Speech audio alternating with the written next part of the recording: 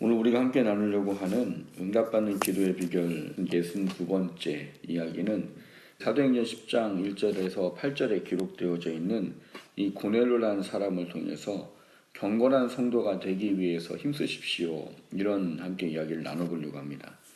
이 62번째에 경건한 성도가 되기 위해 기도하십시오 라는 이 제목의 내용은 하나님은 경건한 성도의 기도를 잘 들어주십니다 하는 겁니다.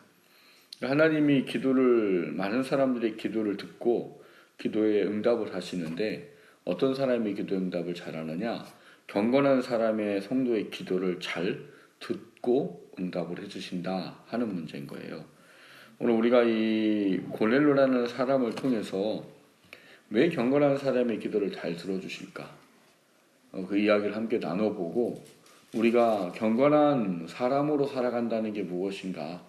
그걸 좀 다시 한번 돌아보면서 우리가 하나님 앞에 하나님께서 인정할 수 있는 경건한 사람이 되어서 우리의 기도가 하나님께 상달되고 응답되는 그 은혜의 삶이 우리 가운데 있어지게 되기를 주님의 이름으로 축원합니다.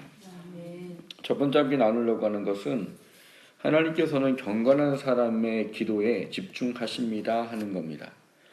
이 하나님은 경건한 사람의 기도에 집중하신다라고 하는 것을 오늘 우리는 고넬료라는 사람을 통해서 살펴보는 것인데 이 고넬료라는 사람을 오늘 본문에 뭐라고 표현하고 있습니까? 2절에 보면 그가 경건하여 온 집안과 더불어 하나님을 경외하며 백성을 많이 구제하고 하나님께 항상 기도하던 사람이다 이렇게 되어 있어요. 근데 재밌는 건 이 사람이 어떤 사람이라고 1절에 이야기하고 있는가 하면 이 사람은 유대인이 아니랍니다. 유대인이 아니고 이 가이사랴 부대에 고넬료라 하는 사람으로 이탈리아 부대라는 군대의 백부장이다 이렇게 되어 있어요. 그러니까는 이 사람은 이방인이라는 말이에요. 쉽게 말하면 유대인이 아닌 이방인인데 문제는 이 이방인의 사람을 하나님의 그 기도를 들으셨다 하는 것이고 하나님께서 이 사람을 통해서 뭘 가르쳐 주셨는가 하는 문제인 겁니다. 오늘 이 말씀의 배경은 사실 이 제자들이 예수님을 믿고 또 그분을 늘 따라다니던 그들이 예수님이 십자가에 죽고 부활하시고 난 이후 승천하시고 성령을 받으셨잖아요. 성령을 받고 나서도 불구하고 이 사람들이 이 하나님께서 원하시는 것에 대한 깨달음이 없을 때 이 깨달음을 가르치기 위해서 사용하신 게 이 고넬료라는 사람입니다. 유대인들은 늘 자기네 민족만 구원받는다고 생각하고 살아가는 사람들이었어요. 오래전부터 하나님이 율법을 자기네 민족에게만 주고 그래서 유대인들은 율법을 뭐라고 생각하냐면 이거를 지켜야 영원한 생명을 얻는다라고 늘 생각하던 사람이에요. 그래서 다른 민족에게는 율법을 안 줬기 때문에 다른 민족은 구원을 받을 수가 없는 거예요. 그래서 자기네 민족만 구원받는 거예요. 근데 이게 하나님의 뜻은 원래 그런 게 아니었거든요. 근데 하나님은 모든 인류를 구원할 하나님의 계획을 가지고 계셨는데 단지 그것을 위해서 미리 예비되고 준비된 사람들이 이 유대인들인 거예요. 그래서 유대인을 통해서 예수님이 오시고 예수님을 통해서 구원이 이루어지고 또 그 일을 결국 이 유대인들을 통해서 복음이 사방에 전해지는 일들을 하게 되는 겁니다. 근데 그거를 하는 시작점을 이 사람들이 잘 이해를 못한 거죠. 성령을 받았음에도 불구하고 이 사람들은 아직도 누구네만 구원받아요. 자기네들만 구원받는다고 생각했어요. 그래서 이방인들하고 교류를 안 했어요. 근데 문제는 하나님이 이 구원의 계획은 유대인들에게만 해주려고 하신 것이 아니기 때문에 이거를 이제 바로 잡기 위해서 뭘 하셨는가 하면 이 하나님을 믿는 경건한 사람이었던 이탈리아 부대의 백부장인 고넬료라는 사람을 베드로와 만나게 해주십니다. 그러니까 고넬료랑 베드로가 만나게 한 이유는 다른 게 아니에요. 그러니까 온 인류가 구원받도록 이방인들에게도 복음을 전해야 한다는 깨달음을 주기 위해서 하나님이 베드로와 고넬료를 만나게 해주셨단 말인 거예요. 그래서 그 만남을 통해 베드로가 뭘 알아요? 아, 이방인에게도 이 성령이 임하는구나. 그럼 내가 이 사람들에게 세례를 베푸는 게 당연한 거구나. 이렇게 돼버린 거예요. 그래서 이 베드로가 모든 이제 일을 마치고 예루살렘에 돌아가서 제자들한테 말을 한 거죠. 뭘 말을 해요? 야, 이런 일이 있었다. 그러니까 하나님이 이제 이방인들에게도 그 회개의 이 구원을 선포해 주신 것 같다. 그래서 제자들이 그때부터 이제 전도를 이방인들에게도 이제 하게 되는 길이 열린 겁니다. 근데 이런 일을 사용하기 위해서 오늘 하나님이 이 고넬료라는 사람을 사용하셨는데, 이 사람이 하나님께 이 고넬료라는 사람을 쓰실 때 하나님께서 분명하게 뭐라고 말하고 있는가 하는 것을 보면, 이 하나님께서 이 사람의 4절을 보면은 기도와 구제가 하나님 앞에 상달되어 기억하신 바가 되었다 이렇게 말해요. 이 사람은 어떻게 하나님을 믿게 됐는지는 몰라요. 근데 하나님을 어떻게 믿게 됐어요. 그런데 믿음이 굉장히 좋은 거예요. 그래서 유대인들처럼 3시, 6시, 9시 늘 정한 시간을 기도하던 사람이었고, 그리고 늘 하나님께서 이 유대인들에게 율법으로 주면서 이 삶 속에 해야 될 중요한 것 중에 하나로 여기는 게 어려운 사람을 돕는 거예요. 그래서 이 구제를 이 사람들은 굉장히 잘 했어요. 그러니까 구제도 잘해, 기도도 잘해, 이런 사람인 거예요. 그러니까 이런 사람은 하나님 보기에 어떤 거예요? 하나님 보기에 예쁜 거지요. 하나님 보기에 참 아름답고 합한 거지요. 근데 이 사람의 기도에 하나님이 이 기억하신 바가 되었다, 하나님 앞에 기도가 상달되었다 이렇게 말하고 있어요. 여기에 중요한 게 뭐냐면 이 사람의 기도가 응답됐다는 거지요. 이 사람의 기도가 뭐기 때문에 뭐가 응답이 됐는가 하는 문제예요. 그러니까 이 사람은 이 율법을 지키고 하나님을 믿는, 일반적으로 유대인들이 가장 그 하나님 말씀을 지키고 율법을 지켜서 원하는 건 뭐냐 하면 영원한 생명을 얻는 거예요. 그래서 예수님 뭐라고 말해요? 너희들이 영생을 얻는 줄 알고 성경을 상고한다 이렇게 말해요. 그러니까 성경을 읽는 건 뭐 때문이에요? 영원한 생명을 얻기 위한 이유로 이 사람들이 율법을 지키고 성경을 보고 이런 일을 했다는 거예요. 그러니까 이 고넬료도 그러니까 유대인처럼 예수님 하나님을 믿게 되고, 그리고 율법과 또 여러 가지 이 유대인들이 하는 것을 했던 이유는 이게 기도가 응답되고 상달됐다라고 말하는 것을 보면 아마 영생을 얻기 위한 기도가 이 사람 안에 있었다라고 볼 수가 있는 거죠. 그러니까 이 사람이 늘 그 기도를 했던 것 같아요. 하나님 영원한 생명을 얻기를 원합니다. 하나님을 믿고 하나님이 주시는 영원한 생명을 얻기를 원합니다. 아마 이런 기도를 했던 것 같아요. 근데 문제는 뭐냐 하면 예수님이 오시고 난 이후는 하나님만 믿어서는 구원을 받을 수가 없게 되어버린 거죠. 그러니까 그전에는 하나님만 믿어도 됐어요. 예수님 오시기 전까지는. 그 율법이라는 것, 제사라는 것, 그걸 통해 하나님이 죄사함의 은혜를 허락해 놓으셨기 때문에 그것을 예수님 오시기 전까지 허용하신 거기 때문에 그때는 하나님만 믿어도 상관이 없는 거예요. 근데 이제 구원의 실체이신 예수님이 오시고 난 이후는 하나님만 믿어서는 안 되는 거예요. 누굴 믿어야 돼요? 예수님을 믿어야 돼요. 대속의 십자가를 죽으시고 부활하신, 구원을 이루어놓고 완성하신 예수님을 믿어야 되는 거죠. 근데 이제 안타까운 건 하나님 보기에 참 예쁜 이 고넬료인데 누구만 알고 있어요? 하나님만 알고 있어요. 그러니까 얘는 구원 받을 수 있어요, 없어요? 받을 수가 없는 거죠. 그러니까 하나님 보시기엔 너무 예쁜 애인데, 얘가 그냥 예수님 전이라면 내가 그냥 홀라당 구원하면 되는데, 근데 예수님이 오셨기 때문에 그게 안 되는 거예요. 뭘 해야지 이제 구원을 받아요? 예수님을 믿어야 구원이 돼요. 그래서 하나님이 늘 이 고넬료가 기도하는 기도를 들으시고 뭘 하신 거예요? 구원할 수 있는 길을 만나게 해주신 거예요. 그게 바로 베드로를 만난 거예요. 앞서 처음에 말씀드렸듯이 베드로를 고넬료와 만나게 한 목적은 이방인도 구원받는다는 것을 가르쳐주기 위한 목적이에요. 그런데 이게 고넬료한테는 뭐예요? 고넬료를 구원하기 위한 목적이에요. 왜? 늘 그 기도가 하나님 앞에 영원한 생명을 얻어 하나님 앞에 가는 것에 대한 늘 기도를 했기 때문인 거죠.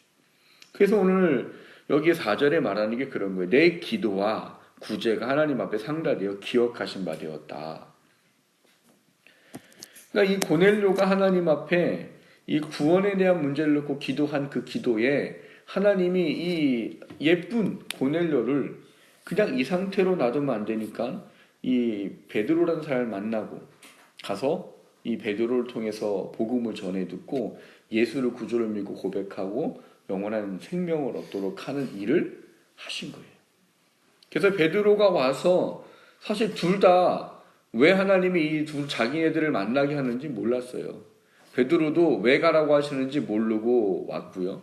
고넬료도 왜 그 사람을 청하라고 하는지도 모르고 청했어요. 그 둘이 왜 오라고 했는지 이거를 모르는 상태에서 이제 둘이 만났는데 베드로가 묻죠. 하나님 나에게 말씀 안 해주셨는데 내가 왜 너를 만나야 하느니? 그러니까 고넬료는 뭐라고 그래요? 내가 기도하는 중에 환상을 봤는데 당신을 불러서 이야기를 들으라고 하시더군요. 이야기를 들어라. 난 너한테 해줄 얘기가 없는 거죠. 왜요? 내가 전할 수 있는 건 예수님밖에 없는데 예수님은 누구만 믿어야 돼요? 유대인들만. 근데 내가 이걸 너한테 왜 얘기해야 되지? 근데 뭐 들으라고 했다고 하니까 자기가 할 수 있는 말은 뭐밖에 없어요. 왜? 베드로는 이렇게 표현해서 죄송하지만 베드로는 뭐예요? 일자 무식이에요. 할 얘기가 없어요. 자기가 제일 잘할 수 있는 얘기는 뭐예요? 물고기 잡는 거죠. 예수님은 물고기 잡는 거죠. 물고기 잡는 게 자기가 할 수 있는 제일 잘 할 수 있는 이야기예요. 근데 고넬료 만나고 물고기 잡는 얘기 뭐하러 하냐고. 그리고 그 다음에 자기가 제일 잘할 수 있는 게 뭐예요? 예수님 전하는. 왜? 자기가 그거를 위해서 사도 부르심을 받았습니다. 그러니까 자기가 할 얘기는 뭐밖에 없어요. 그래서 예수님에 대한 이야기를 성경으로부터 쭉 이야기해서 그분이 이렇게 오셨고 이런 일을 하셨고 그러다가 이 유대인들 때문에 결국 십자가에 죽으셨다가 부활하시고 그리고 승천하셨습니다. 이 이야기를 전한 거예요. 근데 놀라운 일이 벌어지는 거죠. 이 이야기를 듣고 고넬료가 어떻게 해요? 나? 예수님 믿겠습니다. 이래 버리는 거죠. 그러니까 베드로는 이해가 안 가는 거예요.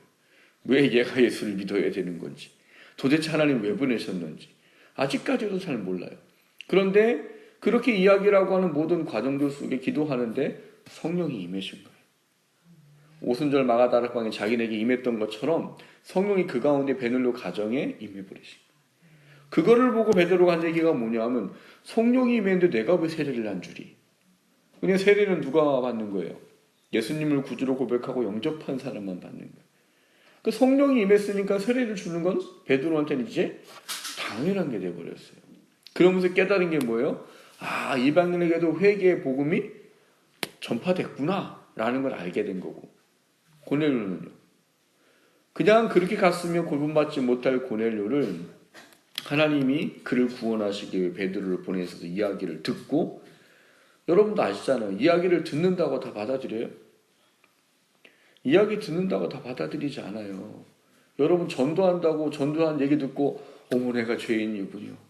내가 예수님을 믿어야 되겠고 하는 사람이 있으면 얼마나 좋겠어요. 저는 뭐라 그래요? 말 못하게 하잖아요. 아 됐어요. 그냥 주고 가세요. 뭐 그것만 놓고 가라고 하고 뭐 얘기해요. 안 듣잖아요. 또 아는 사람 얘기하면 뭐라 그래요? 너나 믿어라. 뭐 너는 뭐 귀에 걸면 귀걸이고 코에 걸면 코걸이냐? 뭔 얘기만 하면 다 하나님이 했다고 그러고 뭘. 그게 사람들이 왜요? 그건 성령이 깨닫게 하시는 바 되지 않으면 아무도 아무리 편하고 아무리 쉽고 아무리 자세하게 설명해도 복음은 받아들이고 고백할 수 없기 때문에 그래요. 그러니까 베드로가 설명을 잘해서 고넬료가 예수님을 믿게 된 게 아니란 말이에요. 성령이 그 안에 임하셔서 하나님을 믿던 그가 예수 얘기를 듣더니 아, 내가 예수를 믿어야 되는구나. 그 마음이 주어졌단 말이에요.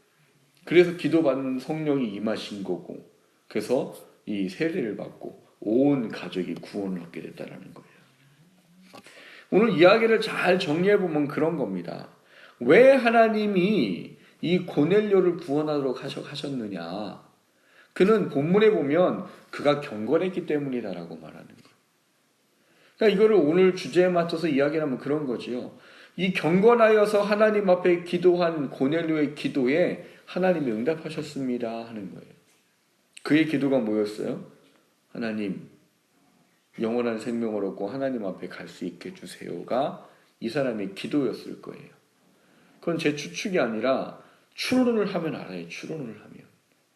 왜냐면 여기 나와 있는 이야기를 통해서 4절의 이야기하기도 잠깐 말했어요.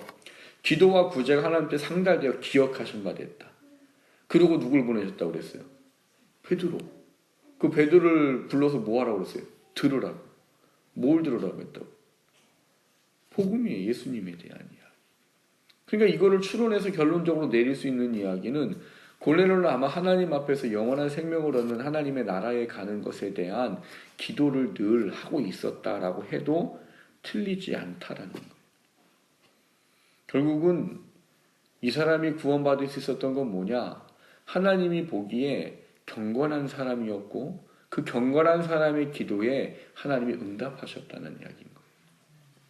그러니까 하나님이 아까 표현했던 말로 하면 그런 거예요. 뭐예요? 고넬료는 하나님 보기에 참 예쁜 사람이었던 거예요. 예쁜 사람. 예쁜 사람이 어떤 사람인데요? 경건한 사람. 하나님은 경건한 사람이 예뻐요. 그 예쁜 기도를 하는 그 사람의 기도를 하나님은 반드시 들어주신다는 사실인 거예요. 그래서 고넬료에게는 구원이 그 가정에 다 임할 수 있도록 해주셨다는 이야기인 겁니다. 오늘 62번째에 이야기하고 있는 경건한 성도가 되기 위해서 기도하십시오라는 말의 의미는 경건하면 하나님이 그 사람의 기도를 안 들어주실 리가 없기 때문이에요. 이 고넬료를 그냥 하나님이 놔둬버리셨으면 이 사람 정말 하나님 말씀대로 살려고 무지하게 몸부림치고 살았잖아요. 그런데 구원을 못 받는 거예요. 근데 이 기도가 이 경건함이 하나님이 이 사람의 기도를 들어주실 수밖에 없는 그런 결과를 결국 도출해냈다라는 거예요. 우리가 기도할 때 그래서 많은 기도를 할 수 있겠지만 우리가 경건해지기 위해서 기도하는 게 먼저 필요하다는 거예요. 내가 하나님 앞에 경건할 수 있도록 기도하는 게 필요하다는 거예요. 왜? 그래야 하나님이 우리의 기도를 그 경건한 자의 기도를 들어 응답하기를 기뻐하시는 하나님의 은혜를 우리 삶 가운데서 만나볼 수 있기 때문인 겁니다. 원하기는 우리가 경건을 위해서 기도할 수 있게 되기를 주님의 이름으로 축원합니다. 그리고 경건 속에 응답하시는 하나님을 이 고넬료처럼 만나고 기도가 하나님이 들어주실 수밖에 없는 그런 기도의 삶을 살아내가는 우리가 될 수 있기를 주님의 이름으로 축원합니다. 두 번째로 나누고자 하는 것은 그럼 경건한 성도는 어떤 성도입니까? 하는 거예요. 경건이라는 단어를 우리가 좀 잘 이해해야 되는데요. 이 고넬료라는 사람은 여기 보니까 경건하여 라고 되어 있어요. 2절에. 그가 경건하여 온 집안과 더불어 하나님을 경외하며 그 다음 뭐라고 되어 있어요? 백성을 많이 구제하고 하나님께 항상 기도하더니 이 말을 종합을 해보면 경건이라는 게 뭔지가 명확하게 나오는 거예요. 경건은 그럼 뭐예요? 하나님을 경외하는 거예요. 경외하는 게 뭐예요? 이러면 영적 성장하는 사람들 목사님 또 시작했다고 그래요. 또 계속 물어본다고. 경외하는 게 뭐예요? 오라 막혀버렸네요. 경외가 뭐예요? 경외. 듣기는 많이 들었는데 알 것 같긴 한데 말로 설명은 안 되는. 그렇죠? 경외가 뭐예요? 경외란 말이 뭐냐면 두려워서 공경하다 이런 말이에요. 한자 경외란 단어가 두려워서 공경한다 이런 말이에요. 그럼 그게 뭐냐? 그거를 풀이해 주는 게 지금 2절이에요. 경외한 게 뭐냐? 백성을 많이 구제하고 하나님께 항상 기도하더니 이거예요. 그러니까 이건 뭐예요? 구제란 말 나오니까 또 이제 무슨 생각이 들어요? 아, 착한 일을 하는 건가 보다. 가 아니에요. 여러분 성경에서 하나님이 뭔가를 이야기할 때 구제함으로 뭐 이런 얘기를 하면서 어떤 거를 이야기하게 될 때는 이게 우리가 잘못하면 착한 거로 이해하기가 쉬워요. 근데 착한 거는 물론 포함됩니다만 하나님이 그걸 쓰신 이유가 있는데 뭐냐 하면 어떤 환경과 상황에서도 하나님의 말씀을 지키는 것을 이야기할 때 경외하는 단어의 의미로 구제, 선행 이런 단어를 하나님이 끌어다가 쓰시고 계신 거예요. 이거를 가장 잘 설명해 주는 게 뭔가 하면 야고보서예요. 야고보서 1장 27절에 보면 이 참된 경건은 뭐냐 이렇게 말하면서 참된 경건은 고아와 과부를 그 환난 중에 돌아보고 또 자기를 지켜 세속에 물들지 않는 것이다 이렇게 말해요. 그러니까 경건은 여호와 하나님을 경외하는 건데 경외라는 것은 두려움으로 그분을 공경하는 거래요. 그래서 그걸 뭘 하라고 하느냐? 두렵고 공경함으로 하나님 말씀에 지켜 살아가는 게 곧 경건이라는 거예요. 그러니까 경건은 뭐예요? 쉽게 말하면 하나님 말씀에 순종하는 사람이 경건한 사람인 거예요. 그러니까 이 고넬료가 구제했다, 기도했다라고 말하는 의미는 뭐냐 하면 그는 여호와 하나님 말씀을 어떻게 하는 거예요? 생명처럼 지키고 순종하는 사람이었다 이런 말인 거예요. 중요한 건 그런 거죠. 어떤 사람이 하나님의 말씀을 생명처럼 지키고 순종합니까 하는 거예요. 어떤 사람이 여러분 도대체 하나님의 말씀을 지키고 하나님 말씀대로 순종하는 것을 목숨처럼 여깁니까? 하나님을 사랑하는 사람, 하나님을 신뢰하는 사람. 경건 얘기하니 경건한 삶을 살려면 어떻게 얘기할까요? 예. 그러니까 왜 그렇게 사냐고요? 왜? 예. 그러니까 하나님을 온전히 믿기 때문이에요. 그걸 다른 말로 표현하면 하나님을 완전하게 인정하기 때문에 그분의 말씀대로 100% 순종하는 삶을 사는 거예요. 그걸 우리가 다른 말로 표현할 때 이제 사랑이라는 말로 표현한 거죠. 그래서 하나님을 같이 쓰시잖아요. 요한복음 14장에 보면 뭐라고 말해요? 나를 사랑하는 자는 나의 계명을 가지고 지키는 자니 그거를 같이 놓는 이유가 그런 거예요. 그러니까 하나님을 경외한다는 말은 내가 하나님을 사랑하기 때문에 그분의 말씀에 생명을 걸고 그 말씀을 지켜 순종하는 거예요. 그거를 성경에서 뭐라고 말하냐? 경건한 사람, 경외하는 사람 그렇게 표현을 하고 있는 겁니다. 그러니까 고넬료가 어떤 사람이었냐라고 말하면 정말 하나님을 사랑해서 정말 하나님 말씀을 지켜 순종하는 것을 그분을 100% 인정하기 때문에 말씀 속에서 그분 말씀대로 살겠다고 구제하고 기도하고 하는 삶을 늘 살았더라 이런 거예요. 그래서 하나님이 그를 이뻐 여기시는 거예요. 하나님이 가장 이쁜 사람은 뭐예요? 당신을 사랑해서 당신 말씀에 순종하겠다고 몸부림치고 사는 사람이 하나님은 가장 이뻐요. 그게 경건이고 그게 경외인 거예요. 그래서 여기에 이 고넬료에 대한 부분을 이야기할 때 2절에서 그렇게 말한 것이고 그것에 대해서 하나님은 그를 귀중히 여기시고 그래서 그의 기도를 들어응답하셨다라는 겁니다. 그러니까 이거를 정리를 해보면 이제 그런 거죠. 우리가 기도하는데 하나님이 우리가 도대체 어떻게 해야 우리의 기도를 잘 들어주시고 응답하시느냐라고 말하면 우리가 택함받은 구원받은 것에 합당한 삶의 모습을 살아가고자 몸부림치는 사람에게 하나님은 그걸 경건한 사람이라 인정하고 그 사람의 기도에 뭐 하신다는 거예요? 응답을 하신다라고 말하는 거예요. 그래서 아까 말씀드렸던 이 야고보서 1장을 26절부터 27절까지 보면 이렇게 되어 있습니다. 누구든지 스스로 경건하다 생각하며 자기 혀를 재갈 물리지 아니하고 자기 마음을 속이면 이 사람의 경건은 헛것이라.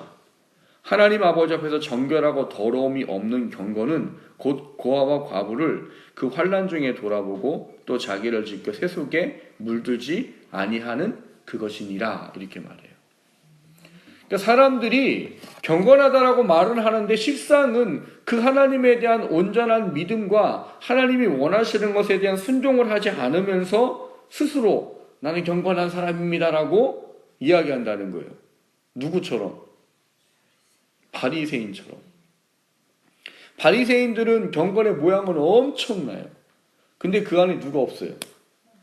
하나님이 없어요.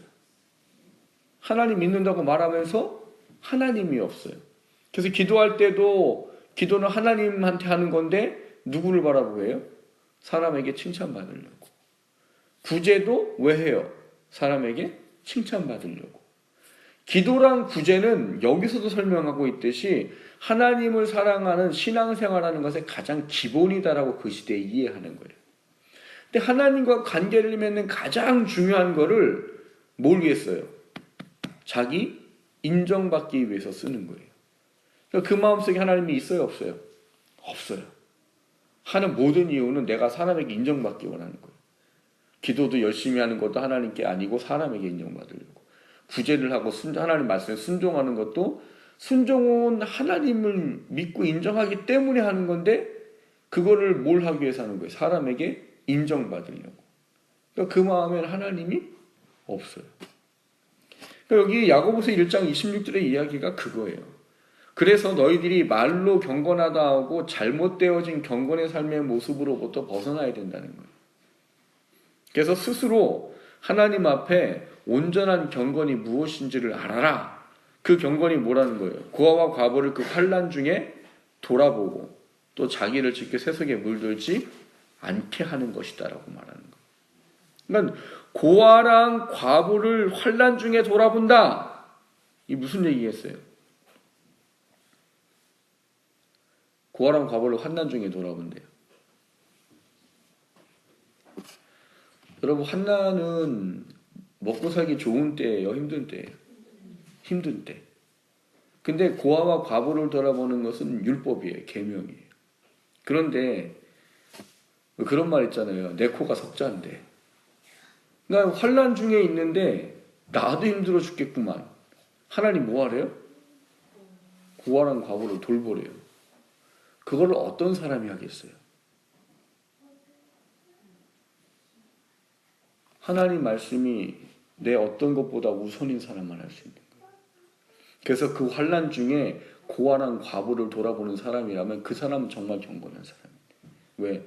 나도 힘들어 죽겠는데, 나도 먹고 살기 힘든데 하나님이 어려운 사람 돌보라고 했다고 해서 내 이 어려운 걸 쪼개서라도 하나님 말씀에 순종해야지 하고 그거를 과부와 고아한테 나눠줄 수 있는 사람이라면 경건한 사람이라는 거예요. 그러니까 경건한 사람은 뭘 얘기하는 거예요? 할 수 있어서 하나님 말씀에 순종하는 게 아니라 할 수 없을 때에도 하나님 말씀에 순종하는 게 경건이래요. 참 쉽지 않은 얘기인 거죠. 그리고 더불어 말하는 게 뭐냐면 27절에 뒤에 보면 자기를 지켜 세속에 물들지 않는 것이다 이렇게 말해요. 세속에 물들면 하나님 말씀 지켜 순종할 수 없습니다. 그래서 나를 지켜 구별하고 하나님 말씀에 지켜 순종할 수 있는 것이 경건이다 이렇게 말해요. 그러니까 이 말을 조금 이제 정리를 한번 해볼게요. 여기서 말하고 있는 이 이야기를 정리하면 결국 뭐냐? 고넬료가 하나님께 인정받았던 건 그가 경건인데 왜 경건이라고 인정받았느냐? 그 마음이 정말 하나님을 인정했기 때문인 거예요. 그가 뭐 백부장이니까 돈이 많아서 구제를 하고 이런 게 아니고 정말 하나님이 원하시니까 하는 사람. 기도도 그냥 뭐 이게 의식이니까 하는 게 아니고 이 사람이 정말 하나님을 사랑하기 때문에 30, 60, 90을 떼어놓고 기도했던 사람 이런 거예요. 그래서 그의 삶이 하나님께 뭐로 인정받았다고요? 경건. 뭐라고? 너 같으면 환난 중에도 고아랑 과부를 돌아볼 수 있는 애겠구나예요. 이 야고보서의 1장의 이야기로 하면. 그래서 그것이 하나님께 인정받았던 겁니다. 여러분, 제가 여러분이 가끔 그런 얘기해요. 여호와 하나님을 우리가 이야기할 때 여호와 하나님은 인격적인 하나님입니다 말할 때 이게 두려운 이야기라는 거예요. 인격적이란 말은 사람이 하는 어떤 모든 것들도 그분에게 있다는 이야기예요. 사실 이 표현은 잘못됐다고 얘기했어요. 우리가 갖고 있는 모든 건 사실 하나님께로부터 우리가 닮은 겁니다. 인격이라는 건 결국 뭐냐면 우리가 인격이라고 말하는 사실은 신격 중에 우리가 닮은 게 인격인 거예요.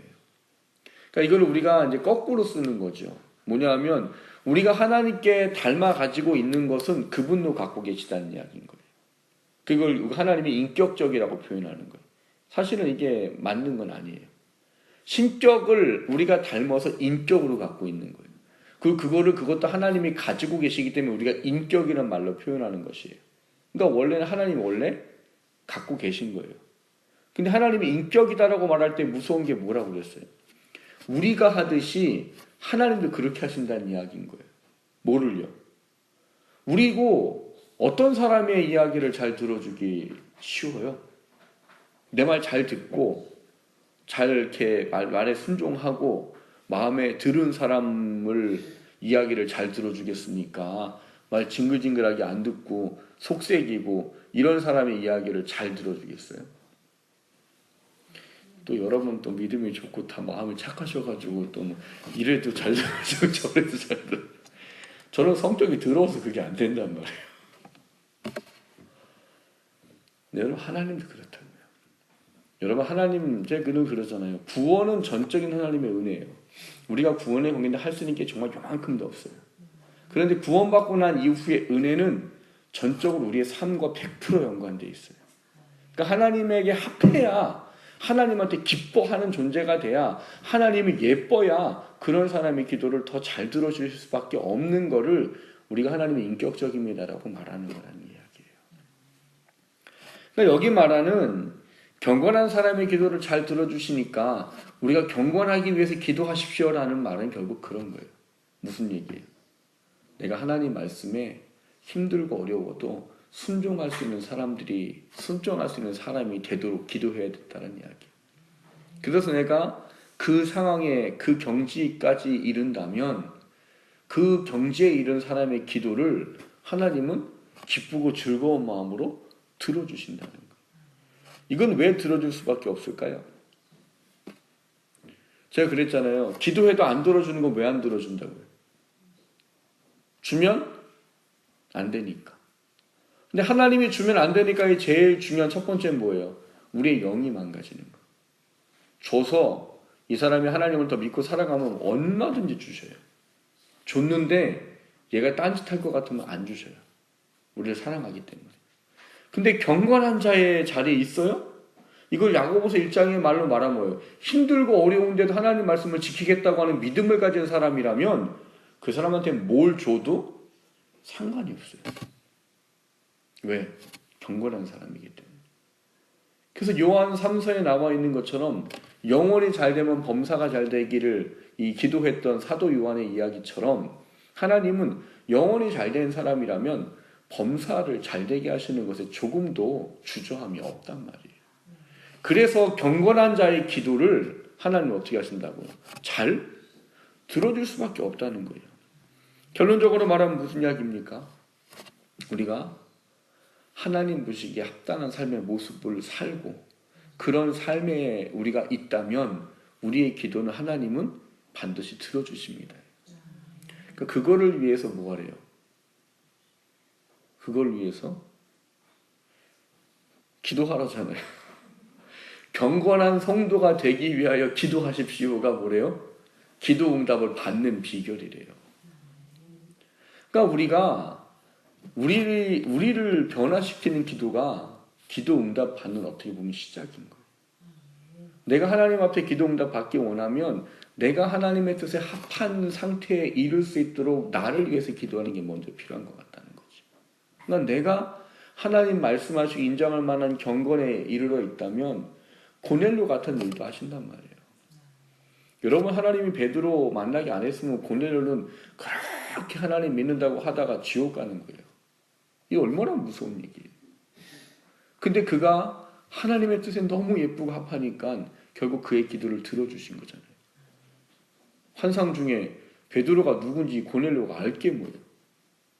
그 사람이 누군지 들어봤겠어요? 고넬료가? 근데 기도하고 있는데 환상 중에 하나님의 천사가 뭐라고 그래요? 정확히 이렇게 주잖아요. 저기 어디에 가면 그 피장이 집 시몬이라는 집에 베드로가 있다. 그 베드로를 데려다가 걔한테 이야기를 들어라라고 명확하게 가르쳐 주시잖아요. 왜? 구원해야 되니까. 너무 예쁜 아이가 늘 나를 믿는다고는 하는데 이거 가지고는 구원을 받을 수가 없고 그러니까 그를 구원하기 위해서 놀라운 일을 하신 거잖아요. 그러니까 우리가 경건하면 여러분 하나님 어떤 기도 들어주세요. 하나님 우리 기도 안 들어주는 건 나를 돌아보셔야 돼요. 내가 정말 경건한가 아닌가. 내가 정말 하나님 말씀에 순종하겠다고 하고 있는가 안 하고 있는가. 난 정말 하나님 말씀에 순종하려고 몸부림치고 있는 거 아닌가. 그건 나를 돌아보면 돼요, 사실은. 그리고 내가 경건하길 위해서 기도하라잖아요. 그래서 우리가 경건한 곳에 서 있을 수만 있다면 하나님 여러분 어떤 기도를 해도 들어주실 겁니다. 왜냐하면 경건한 사람이 이상한 기도할 일은 거의 없거든요. 경건에 이른 사람이 자기 육신의 어떤 정욕과 이런 걸 위해서 기도하겠어요? 경건한 사람이? 그러지 않거든요. 그래서 경건한 사람이 되는 게 먼저 중요하다는 거예요. 그래서 정말 응답받는 삶을 살기 원한다면 뭐부터 기도하라고요? 내가 경건한 사람이 될 수 있도록 기도를 하라는 거예요. 그래서 내가 경건한 사람이 되어 있을 수만 있다면 하나님 우리의 기도를 반드시 들어 응답하신다는 거예요. 워낙에는 우리가 이 고넬료랑 응답받는 이 모든 과정들을 통해서 경건한 사람이 되는 게 왜 중요한가를 다시 한번 돌아보고 내가 경건에 이르는 그 하나님의 은혜의 자리에 설 수 있게 되기를 주님의 이름으로 축원합니다. 그리고 기도를 통해서 우리가 경건히 세워지고 우리의 기도를 통해서 하나님 응답하시는 걸 통해 또 하나님께 영광을 돌리는 삶을 살아가는 저와 여러분 되실 수 있기를 주님의 이름으로 축원합니다.